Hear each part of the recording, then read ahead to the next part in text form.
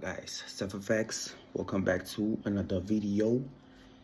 So today we're pretty much going to be focused on the higher time frame, time and price, quarterly Ethereum personal use and how I utilize this. So in this case, after that I'm going to be breaking down this indicator, right? Because just made an update to it. Don't really need it, but it's a very nice thing to have, so I can even just remove it for now, right? So simply this one is gonna be more of a day trading model or profile, less scalping, because your refined trades will potentially be led to the 5-minute time frame, and it's gonna be strict the 1 minute. So it's kind of like a higher time frame model, whereby now we are looking at sessions as quarter cycles. But now, just to reduce the confusion, I'm just gonna try explaining this step by step and why it does what it does, right? So for this, you'd initially be identifying the previous day range, right, which is from 6 to 6. This is the previous day range, right? You'd identify this range as your previous quarter range. In this case, this was Tuesday, so we can say this is Tuesday Q2 range, right? Okay, then we can say Tuesday range high, right? Okay, then we'd identify its previous day low as Tuesday range low, right? So we're treating the previous day range the same way on micros, or session trades would be treating the whole initial trade as what is this? We're basically treating it the same as we would treat a previous session. When price sweeps the previous day low, we look for higher prices. Our kill zone would be initially the range between 6 a.m. right there's 6 a.m. to 12 o'clock. This is our trading zone, so we can call this the New York kill zone, right? And also London would initially provide the distribution, right? Okay, now what are we looking for? We outline the current day from 6 to 6, right? Then we divide this whole entire range into quarters like this, right? Let me even move this a bit like this. This is the new day range, right? Can even try doing it like this. It's not perfect, but it's fine. What are we looking for? We're looking for price to accumulate, right? And as soon as price accumulates, right, we identify the Asia low, because Q1 would be the Asia range, right? We want to see price sweep the low, then create some form of displacement to seek higher prices, like this. Then all our entries would be based on a PD array drawing back within Q3 for higher prices. This is the first scenario, right? The second one would be us getting an accumulation like this, right? Price draws lower, and then New York sweeps the London low, then you yield higher prices. In this case, you would sync this with the micro session model. Hopefully you've watched the previous videos. This would make sense, right? And what do I mean by that? The 930 profile, right? So go watch the previous video for that to make sense. That's the second scenario. In simple terms, when it's like this, Q3 begins the distribution, right? When it's like this, Q2 would initially begin the distribution, but within Q3 or 4 of Q2, if that makes sense, right? So now that we have that base understanding, right, let's just see how price behaves. We're going to be focused on 2 examples, right? So this one is the first one. We want crude oil, by the way, the 15-minute time frame. And also, if you want to see the game box settings, this is how they look, right? You can take a screenshot, plain simple, and yes. Okay, let's go. Let's see. Price during Asia accumulates, right? What do we have here? This is our accumulation range. So price accumulates. Now we're seeing price manipulate lower, right? We can even outline the London range and divide that range into quarters, right? If you don't trust it, you can use the indicator like this, right? So this range, because it's still not perfect, as you can see, right? I think I might have to fix this, because something like that. Okay, so this would be our Asia range. Okay, now I can remove it. Price sweeps the low, so now we're within Q2 of London, so we could get a potential move higher from here, and then we'll use Q3 as a continuation for high prices. Our drawn liquidity would be the previous day high, right? Or the equilibrium of the previous day range. What do I mean by that? This is the previous day high, this is the previous day low. You take a gain box, do that from the high to the low, and then divide it in half to find the premium and discount. This is how the settings look, right? You are within an extreme discount, right? So yeah, you potentially have this as a drawn liquidity, right? Okay, now let's see. Generally, the most ideal ones for me, even though we start distributing within Q3 of Q2, right? I would still want to execute all my trades within Q3, if that makes sense, right? Just to add in a little bit of simplicity, and it increases probabilities, because price, for you to basically capitalize on the Q2 distribution higher, you'd have to be looking at the micro sessions model, if that makes sense, right? So let's see. Price draws lower, we X off it, impulse is higher, right? This low has been swept, so we can even remove this and then just place it like this, and then say stay low, right? So we can place it as a low like this, right?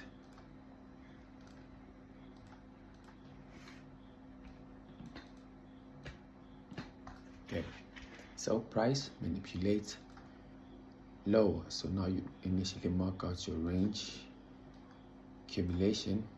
You can say A, then you can make it wide, then just make it wide and then place it inside. Now and then just make this large like that, right? Then accumulation, this range right here would be our manipulation, so we can say M, right? See, accumulation, manipulation. So like now we're seeking higher prices. This could be our first potential breaker range. So from this range, what are we looking for? Higher prices. What do we have here? A fair value gap, right? But we're not within Q3, right? So we do not trust this impulsive leg lower, because we're not within Q3 just of yet. Okay, now let's see. Price draws higher. What do we have here? We have an order block. Could have went long right there when price taps it like that, right? Then you place your stop below at least 3 PDRAs. The reason I say 3, in case price violates this order block, it can fall back to this fair value gap or this order block down here, right? So your drawn liquidity would be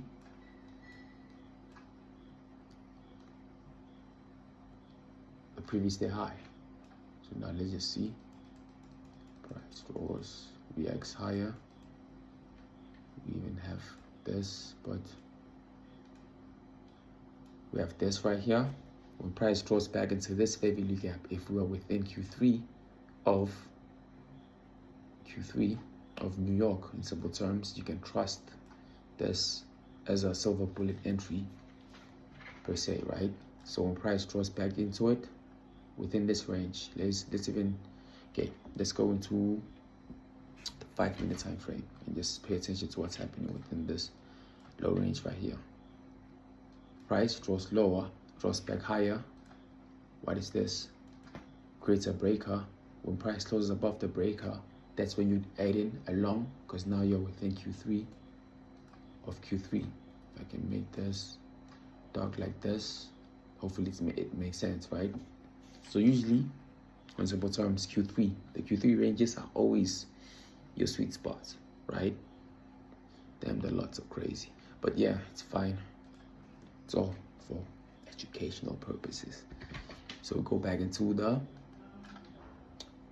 15-minute time frame. Your drawn liquidity, if it was the equilibrium, target would have been met, right? You can even move your trade to break even once price hits 1.5% per se. Totally up to you and how you want to initially manage risk, right? Okay, let's just see how price behaves and goes. Price draws higher. Another hint we managed is when price fails to reach the previous day high before, or a very important high, because usually your first drawn liquidity would always be the accumulation high, right? When it fails to do that before within Q3, then Q4 potentially becomes a continuation. The same way, this would be accumulation, manipulation, distribution, and continuation. That's where the X fades. From X, it becomes a continuation, right? So we're not even considering this ever at all, never, right? It's always fixed, or this is how you initially want to look at it or look for it, if that makes sense. But yeah, let's just see. Price draws, then best case scenario, you want to be out before the day ends. Let's see. Price tapped you off, then your drawn liquidity, your profits have been made.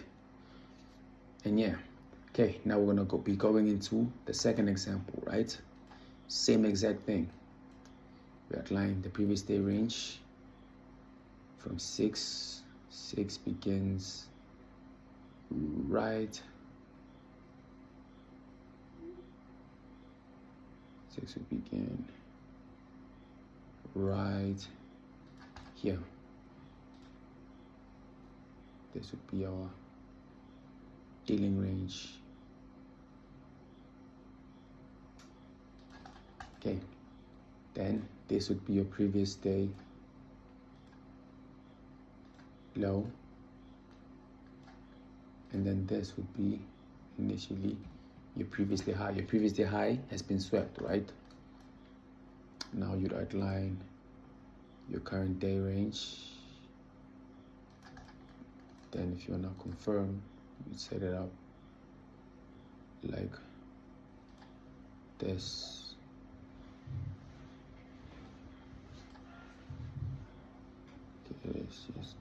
Okay, exact same thing. Price accumulates, right? Blowing my hands here.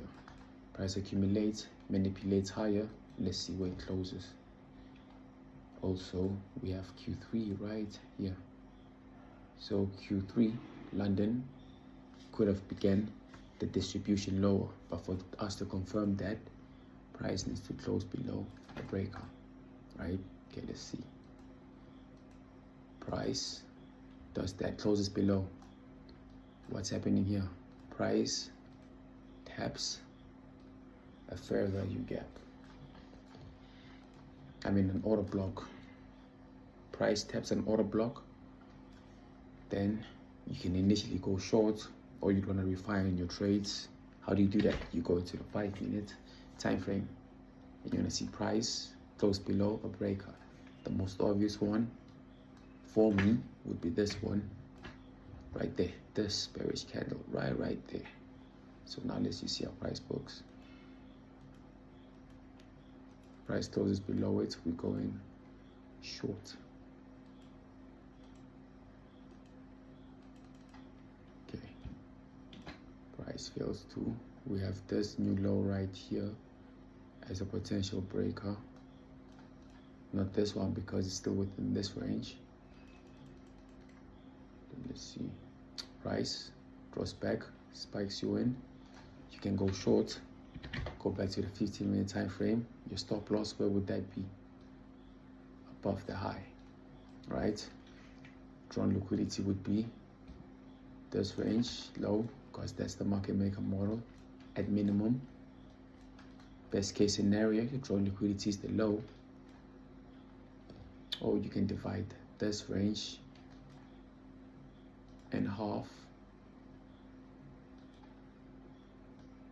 like this, then you find the premium and discount. So the premium level, the equilibrium range, that would initially be a drawn liquidity. So if we remove this, let me just reduce the tone of this. This is how it would look.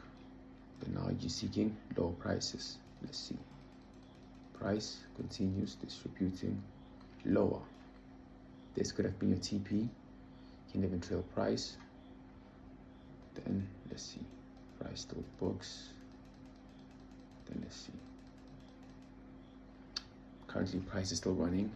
You don't see how price books based on that. But hopefully everything is making sense. The idea is completely simple. It's a very simple and systematic approach to how you want to be trading price. And if you notice, this is happening almost every single day, right? Same way here. Where does it happen? If I can double click this is Q3, right? This is the previous day. This is the current range. I'm gonna just try removing that, and then we would identify this range. Let me even just do a bar replay of the current price range, just for it to make a bit more sense, to show you how fractal this is and how universal it is. It's an almost everyday thing, right? This is your dealing range. If you divide this into quarters, what does price reverse within Q3? It draws lower, right? After sweeping the previous day high, right? Price accumulates, right? Manipulates higher, right? Then distributes lower. What's your drawn liquidity? The equilibrium of the previous day range or the low. Same exact thing. This happened 3 days in a row, right? Hopefully this is making sense. We'll be going more into refining it, understanding how price books based on it, and we'll be adding a bit more into it because it becomes more effective when you fully understand how it works and how you can utilize the mechanics, right? So we've been highly focused on micro sessions, the 90-minute cycles. I'm not quite sure if I should be doing the 22-minute cycles, but because there's not really a use for trading them, but I can provide a video on how those work based on time and price if anybody would be interested in learning how price books based on micro sessions, high frequency trading. Always down to teach that, right? And also it's pretty much done with the model. Right now, I'm going to be going into, let me just remove bar replay. Then I'm going to just go to anything, okay, US 30. I'm going to go to the 5-minute time frame. Now I'm going to be explaining the indicator, right? The newly updated indicator that helps you identify these ranges. Okay. Helps you simply identify the ranges. For example, if I want to identify the London range, right? I'll initially just enable that here, right? And then it does that for me, right?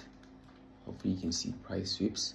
The Asia high manipulates higher, then distributes lower to draw on liquidity, the low or the Asia range low, right? If I'm trading New York, I can disable this, right? Then come to the New York cycles, right? And then let's see how this behaves. It's got to load in a bit though. Same thing, price sweeps the London low. Let me even make this darker so you can see the annotations a bit. Okay, price sweeps the London low, the Q1 low, draws lower. We get a breaker right here. Then price draws back into a fair value gap, higher price, what's a drawn liquidity? Previous day high. See that?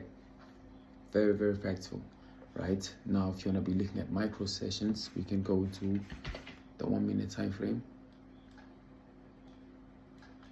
Then let's just remove this. Then we can enable that. Completely fractal. Any session that you require here. For example, we've got the London model, right? Can disable that's disabled. We got the London micro Q1, Q2, Q3, and Q4, and then the New York Q1, Q2, Q3, and Q4. If I can enable Q3, right, and then just disable the New York, this is what it would display for me.